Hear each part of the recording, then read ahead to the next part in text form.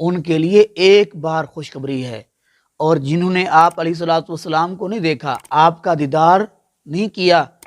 اور وہ آپ پر ایمان لائے، ان کے لیے نبی مکرم صلی اللہ علیہ وسلم نے 7 مرتبہ بسم اللہ الرحمن الرحیم الحمد للہ وحدہ والصلاة والسلام علی من لا نبی بعدہ اما بعد۔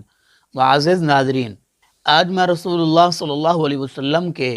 امت پہ جو حقوق ہیں ان حقوق میں سے ایک حق بیان کرنا چاہتا ہوں۔ اللہ رب العالمین سے دعا ہے اللہ رب العالمین ہم سب کو سنا کے عمل پیرا ہونے کی توفیق نصیب فرمائے۔ محترم ناظرین،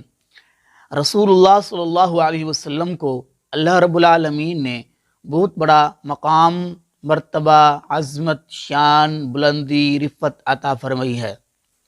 ایسے نبی جن کا رتبہ، جن کا مقام بڑا ہے، اس رسول کا امت پر سب سے پہلا حق یہ ہے کہ امت اسے اللہ کا بندہ اور اللہ کا آخری رسول مانے۔ یہی وہ بات ہے جس کو ہر مسلمان کلمہ طیبہ پڑھتے ہوئے دہراتا ہے، اقرار کرتا ہے کہ اللہ کے سوا کوئی معبود نہیں، اور محمد الرسول اللہ صلی اللہ علیہ وسلم اللہ کے بندے اور اس کے رسول ہیں۔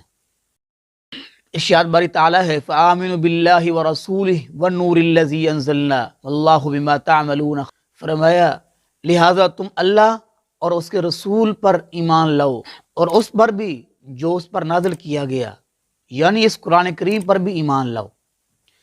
لہذا نبی کریم صلی اللہ علیہ وسلم کی رسالت، نبوت اور آپ جو کچھ اللہ کے پاس سے لے کر آئے اسے دل جان سے قبول کرنا یہ فرض ہے، کیونکہ ہر انسان کی کامیابی اسی پر موقوف ہے۔ یاد رہے کہ نبی مکرم صلی اللہ علیہ وسلم کو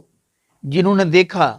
دیکھ کر ایمان لائے، ان کے لیے ایک بار خوشخبری ہے، اور جنہوں نے آپ علیہ الصلوۃ والسلام کو نہیں دیکھا، آپ کا دیدار نہیں کیا،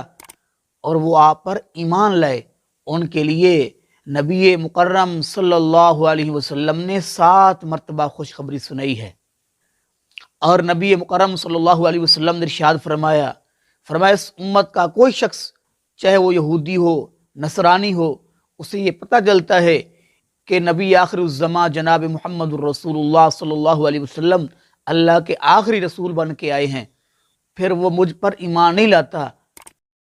تو نبی پاک علیہ الصلوۃ والسلام نے فرمایا جب مرے گا سیدھا جہنم